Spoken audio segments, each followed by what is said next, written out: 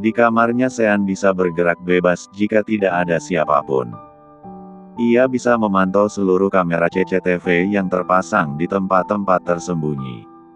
Memantau pergerakan bawahannya. Sean berpura-pura buta sejak kepulangannya dari Paris, 3 tahun yang lalu.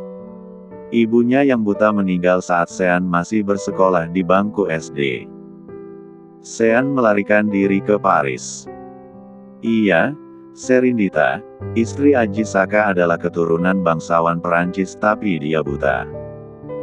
Sherin menikah dengan Aji Saka yang mencintainya dengan tulus.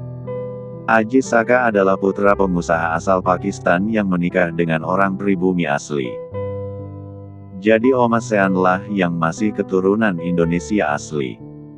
Saat Sean pulang dari Paris, Sean banyak mengganti bawahannya di rumah mewah milik Aji Saka. Kenapa? Saat Serindita masih hidup, Sean sering melihat kemunafikan di dalam rumahnya sendiri. Sean kecil diam-diam sering melihat asisten pribadi Sherin mengambil emas batangan atau bergepok-gepok uang dalam brankas di dalam kamar Sherin. Lain waktu Sean pun kerap melihat asisten rumah tangga yang mencicipi makanan Sherin tepat di depan Sherin tanpa kesopanan. Bahkan sikap mereka jauh dari adab, memeriksa koleksi gaun mahal Sherin dan memakai serta mencurinya. Perhiasan Sherin seringkali hilang di dalam laci lemari. Tukang kebun dan sopir cadangan di rumah pun terkadang menatap Sherin yang teramat jelita dan memiliki bentuk tubuh aduhai dengan mata penuh nafsu. Bahkan kepala asisten rumah tangga berani menodai kepercayaan Sherin dengan menjual koleksi tembikar ataupun guci mahal di dalam rumah. Markup uang bulanan belanja hingga gaji asisten rumah tangga lainnya. Sean kecil tahu semua. Saat itu dia sudah duduk di bangku SD. Tapi Sean yang introvert serta sering diancam oleh bawahan Sherin dan Aji Saka merasa terintimidasi. Sean bungkam. Tak bisa juga mengadu pada Aji Saka yang nyaris tak pernah ada di rumah.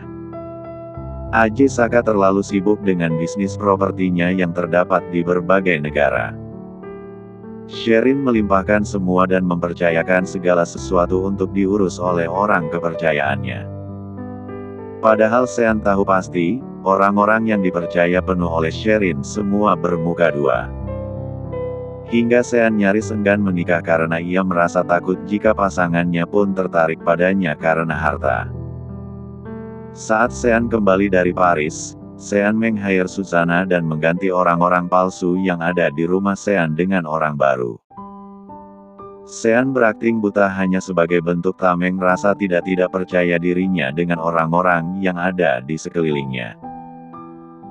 Jauh hari membawa mobil dengan kecepatan penuh, ia membawa 3 orang rekannya dengan pakaian serba hitam menuju lokasi di mana titik alat pelacak keberadaan Lani berada. Mobil berjalan melalui perumahan padat penduduk yang cukup kumuh. Jauh hari juga membawa alat yang dibekali radar yang mendeteksi alat pelacak di dalam gelang Lani. Jauh hari menghentikan mobil di depan salah satu gang. Keempatnya turun dan masuk gang dengan alat berbunyi bip-bip-bip yang semakin mengencang. Terus berjalan tanpa memperhatikan orang-orang yang keheranan melihat mereka. Di salah satu rumah dengan cat pudar di sana-sini, bunyi bip tak berjeda. Keempat orang itu saling bertukar pandang dan mengangguk. Jauh hari mendobrak pintu rumah. Tampak Karta beserta 2 orang rekannya yang sedang bermain kartu terkejut dengan kemunculan Jauh hari. "Hei, siapa kalian?" teriak Karta. Jauh hari tak menyahut, ia masuk ke ruang tengah mencari keberadaan Lani. Tak ada. Lalu membuka pintu kamar, terkunci. "Hei, kau jangan sembarangan masuk rumah orang. Kalian mencari apa?" Karta berkacak pinggang. 2 teman Karta sudah berjibaku dengan ketiga rekan Jauh hari. Sementara Karta berusaha menghalangi Jauh hari yang hendak mendobrak pintu kamar. Tapi kekuatan Jauh hari jauh lebih mumpuni dari Karta. Sekali pukul, Karta terjatuh. Jauhari segera mendobrak pintu kamar. Dilihatnya perawat barusan yang lugu dan tampak ringkih itu tergeletak dengan tangan terikat di atas tempat tidur lusuh. Lani sudah siuman dan terkejut melihat pintu didobrak. Jauhari segera melepaskan ikatan di tangan dan kaki Lani. Karta masuk hendak memukul Jauhari dengan pentungan. "Awas!" pekik Lani. Jauhari sigap menghindari serangan Karta dan berbalik menyerangnya. Tanpa perlawanan sama sekali Karta berhasil tumbang dalam hitungan detik. Jauhari segera memapah Lani yang masih sedikit pusing karena efek obat bius keluar kamar. "Hei, jangan bawa anakku." Karta melambaikan tangan sambil berusaha bangkit dengan sempoyongan. Di luar kamar, ketiga rekan Jauhari pun dengan mudah menumbangkan dua teman Karta. Segera keempat pria berpakaian hitam melangkah cepat keluar rumah membawa Lani. "Kalian siapa?" tanya Lani. "Kami orang suruhan Tuan Sean." "Tenanglah, Nona aman bersama kami," sahut Jauhari. Lani tampak lega. "Har, bunyi bip melemah," ujar Tandan. Jauhari melihat pergelangan tangan Lani. "Di mana gelang Nona?" tanya Jauhari. Lani melihat pergelangan tangannya lalu menggeleng. Tandan dan satu rekannya kembali ke rumah yang sebelumnya. Keduanya masuk dan gegas menggeledah seluruh tubuh Karta dan kedua rekannya. Gelang ditemukan di saku celana Karta. Lani akhirnya bisa mendapatkan kembali gelang emas permatanya dan berada di mobil Jauhari pulang ke rumah tuannya dengan selamat. Rumah Sharon. Deina mengetuk kamar Sharon pelan. "Sharon, kamu sudah selesai. Ayo, kita berangkat." "Belum, Ma. Aku baru selesai mandi," teriak Sharon dari dalam kamar. Deina menghela napas. "Anak gadis memang selalu lama," gumam Deina seraya melenggang ke ruang keluarga. Ia duduk di sofa dan menyalakan televisi. "Oma," seorang kepala asisten rumah tangga menghampiri Deina. "Nyonya, jadinya jam berapa mau ke makam Nona Keinara?" tanya Oma. "Sekarang juga, semua keperluan sudah siap, bukan?" sahut Deina. "Sudah, Nyonya. Sudah saya letakkan semuanya di bagasi mobil." "Bagus," sahut Deina. "Kenapa anak itu lama sekali, sih? 2 jam lagi aku harus ke galeri. Ada pameran lukisan yang harus kuhadiri," keluh Deina tak sabar. "Bagaimana kalau Nyonya tunggu di mobil saja, saya cek ke kamar Non Sharon," ujar Oma sopan. Ya sudah. Bilang aku tunggu di mobil dan jangan lama-lama." Deina melenggang keluar rumah. 7. Klaim. Oma menghela napas dalam lalu segera ke kamar Sharon. "Non, Nyonya menunggu di mobil," ketuk Oma di pintu kamar.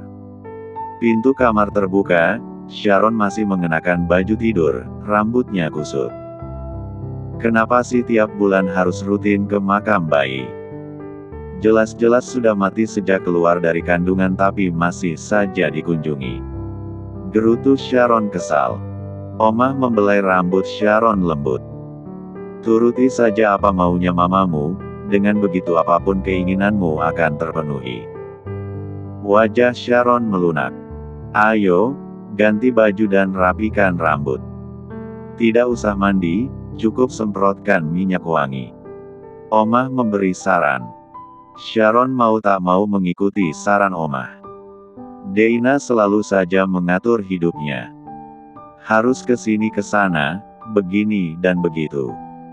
Cara makan saja harus sempurna. Duduk tegak dan denting piring dengan sendok seminimalisir mungkin tidak mengeluarkan suara. Belum lagi tetek bengek lain yang semuanya harus sesuai dengan kemauan Deina. Sharon ingin sekali berlaku bebas di rumahnya sendiri. Tapi Deina dengan tegas selalu mengatur hidupnya.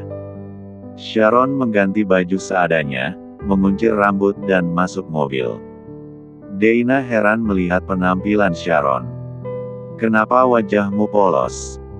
Kalau aku dandan memang mama mau menunggu lebih lama lagi," jawab Sharon pelan dan sedikit malas. Ya sudah. Jalan, Pak," titah Deina pada sopir pribadinya. Di sebuah pemukiman pemakaman elit, Deina dan Sharon duduk tenang mendoakan kakak Sharon yang meninggal sejak dilahirkan, Keinara Prawesti. Deina mengelus batu nisan yang terbuat dari marmer dengan penuh kerinduan. Sementara Sharon duduk malas melihat Deina yang betah berlama-lama diam di makam Keinara. Orang sudah mati masih saja dirindukan. Ini sudah nyaris 20 tahun tapi tetap saja rutin mengunjungi makam bayi yang cuma beberapa saat menghirup aroma kehidupan. Sharon mengoceh kesal dalam hati seraya menguap malas. Setelah puas bercengkerama dengan doa untuk anak pertamanya, Deina kembali ke mobil disusul langkah Sharon yang kali ini tampak semangat. "Kamu kuliah siang?" tanya Deina. "Hari ini nggak ngampus. Mau main dengan Josh ke Bali." Deina menghentikan langkahnya. "Mama tak suka kamu bebas ke sana kemari dengan Josh. Kamu sudah bertunangan dengan Sean," tandas Deina. "Ma, memang Josh siapa? Dia sahabat baikku. Ngapain ke Bali? Ya main aja."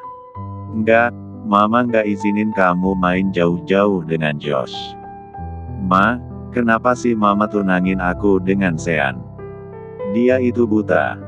Aku mana bisa memamerkan Sean pada semua orang. Aku malu, Ma. Aku tahu, pernikahan Sean dan aku hanya pernikahan bisnis. Mama rela mengorbankan anak sendiri demi uang," sungut Sharon. "Bukankah kamu menikmati semua pemberian mewah dari Sean selama 3 bulan ini? Kamu bisa berfoya-foya dengan uangnya dia tanpa harus meminta pada Mama." Sharon hanya mendengus kesal. "Sean tampan, Ma. Super tampan, tapi dia buta." Sharon menyugar rambutnya. Deina menggamit lengan Sharon segera masuk mobil. "Masuk. Hari ini kamu diam di rumah, jangan pergi kemanapun dengan Josh. Mama akan belikan apapun yang kamu mau." Sharon cemberut sepanjang perjalanan menuju rumah. Ia sebal dengan Deina yang selalu saja berlaku seenaknya. "Mama, aku suka Josh. Dia luwes, Sean kaku dan buta," jerit Sharon. "Diam. Pertunanganmu dengan Sean demi kebaikanmu. Belum menjadi suamimu saja dia sudah menghujanimu dengan harta. Bukankah kamu menyukainya?" Sharon melengoskan wajah. "Kalau begitu, akan kukuras habis harta Sean untuk kesenanganku. Andai saja dia tidak buta, sempurna sekali hidupku," gumam Sharon seraya menatap kosong keluar jendela mobil. "Cintai Sean dengan tulus, sayang. Dia lelaki yang baik." Deina membelai rambut Sharon. Sharon hanya bisa menghela napas pasrah. "Josh, lain kali saja kita bersenang-senang. Aku harus menuruti apapun keinginan Mama demi masa depan kita. Sebentar lagi aku akan menikah dengan Sean, tapi di luar kita tetap akan bersenang-senang." Sharon tidak ke kampus lagi esok harinya. Sungguh memang dia sangat pemalas. Untuk apa kuliah? Dapat gelar lalu cari kerja. Uang Dein sudah sangat banyak. Ia tak berpikir untuk mencari pekerjaan. Uang yang dimiliki ibunya pastilah akan jatuh ke tangannya. Pada siapa lagi? Sharon berpikir dia adalah anak satu-satunya, sudah pasti harta warisan Dein akan menjadi miliknya suatu saat nanti. Lalu untuk apa mencari kerja? Terlebih saat ini dirinya akan menikah dengan calon pewaris tunggal pengusaha properti kelas kakap. Lengkap sudah hidupnya akan bergelimang harta. Sharon berdandan secantik mungkin, ia akan mengunjungi calon suaminya tercinta, Sean Dharmawangsa. Kali ini ia akan menemui Sean tanpa Josh. Ultimatum mamanya cukup berpengaruh. Lagi pula, Rentan membawa Josh terlalu sering ke rumah Sean. Orang rumah Sean pasti akan curiga. Ma, Sharon mau ketemu calon suami tercinta dulu, dadah. Sharon turun dari tangga dengan terburu-buru mencium kedua pipi Dane. Sarapan dulu, nak, teriak Dane. Nanti aku sarapan di rumah Sean saja. Sharon membuka pintu seraya memutar-mutar kunci mobil. Anak itu, desis Dane di depan meja makan. Oma tersenyum bahagia melihat Dane tampak begitu menyayangi Sharon meski Sharon kerap membuatnya kesal. Semoga Non Sharon bisa sepenuhnya menaklukkan hati tunangannya ya, Nyonya. Dane mengernyit. Maksudmu? Non Sharon pernah bilang, meski sering memanjakannya dengan harta tapi tunangannya itu sangat kaku, jawab Oma. Dia bilang seperti itu padamu? Tanya Dane. Oma mengangguk. Anak itu terlalu manja. Kuliah malas, kerja apalagi. Mau jadi apa nanti? Mau tidak mau aku harus menjodohkannya dengan lelaki kaya raya. Dane memijat pelipisnya. Oma hanya mesem tanpa berani menyahut lagi. Lani sedang berdua dengan Sean di kamarnya. Tuan, harus dengan apa saya membalas kebaikan Tuan? Sean tak menjawab. Ia meraba-raba laci meja kecil di sebelah tempat tidurnya. Lani, ini jam murah.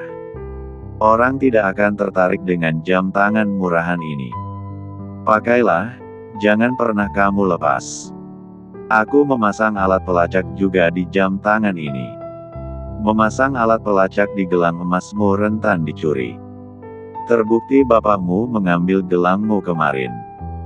Untung saja Tandan dan Jauhari Tangkas mengetahui radar pelacak GPS melemah padahal kamu sedang bersama mereka. Lani melongo. Alat pelacak? GPS? Tanya Lani keheranan. Kamu ini masih saja bodoh.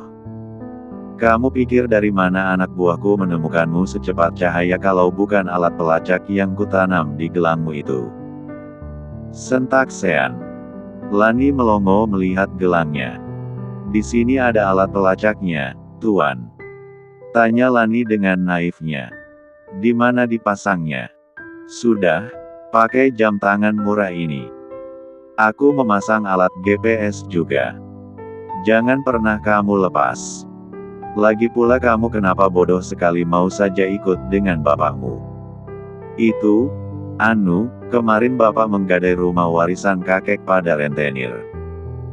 Lalu ada yang mau membeli rumah kami. Bapak bilang dua-duanya ada di rumah.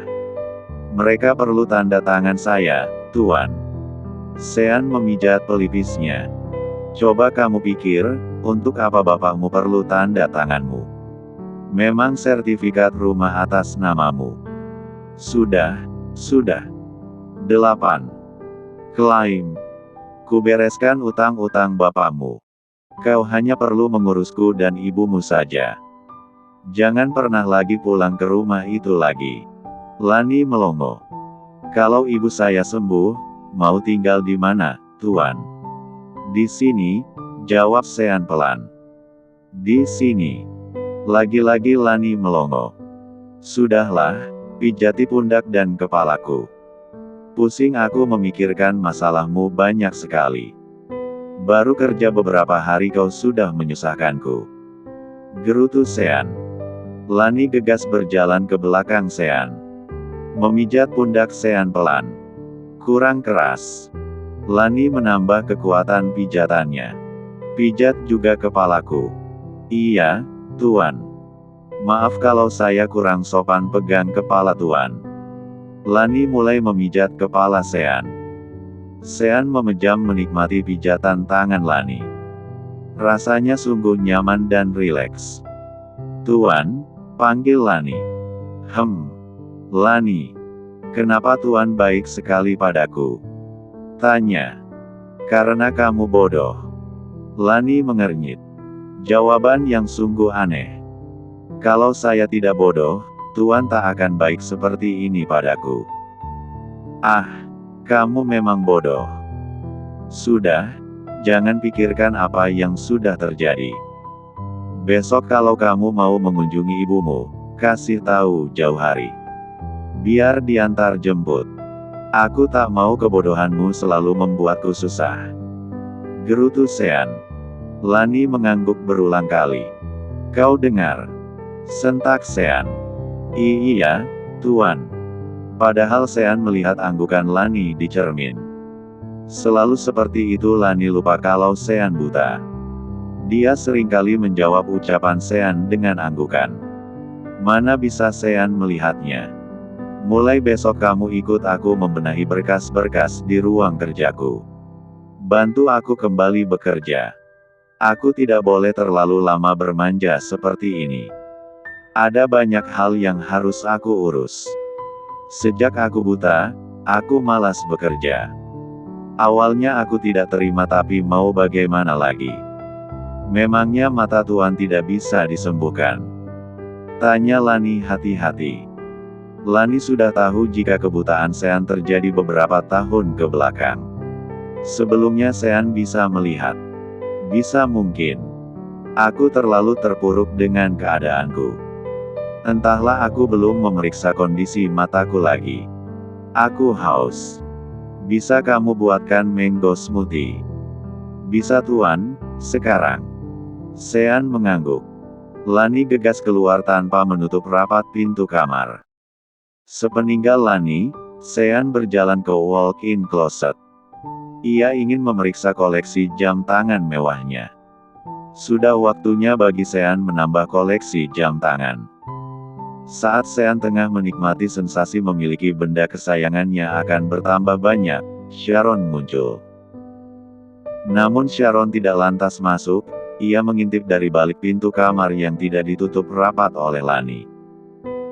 Sharon menegaskan pandangannya demi dilihatnya Sean sedang asyik memeriksa koleksi jam tangannya. Sharon mengucek mata. Itu Sean, kan? Kenapa dia bisa melihat? Dia benar-benar bisa melihat. Sharon berbalik menenangkan perasaannya. Benarkah yang ia lihat?